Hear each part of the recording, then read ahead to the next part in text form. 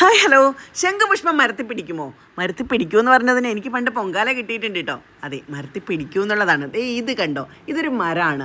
ഈ മരത്തിൽ നിറയെ വിരിഞ്ഞ് നിൽക്കുന്നത് ശംഖുപുഷ്പ പൂക്കൾ തന്നെയല്ലേ? അതെ, കുറച്ച് കളർ ഡിഫറൻസ് ഉണ്ടല്ലേ? അതെ, ശരിക്കും ഇതിൻ്റെ പേര് ക്ലിറ്റോറിയ അർബോറിയ അല്ലെങ്കിൽ ബട്ടർഫ്ലൈ പീ ട്രീ എന്നാണ് കേട്ടോ. അടിപൊളിയാണ്. ശംഖുപുഷ്പം മരത്തിൽ പിടിക്കുന്ന ഒരു റെയർ പ്ലാന്റ് ആണ് കേട്ടോ. ശരിക്കും ഒരു പൂമരമാണ്. നീ കണ്ടില്ലേ, ശംഖുപുഷ്പം പോലെ തന്നെയാണ് ഇതിൻ്റെ പൂക്കൾ. അതിന് കുറച്ചുകൂടെ വലുതാണ്, കുറച്ചുകൂടെ വയലറ്റ് കളറുണ്ട്.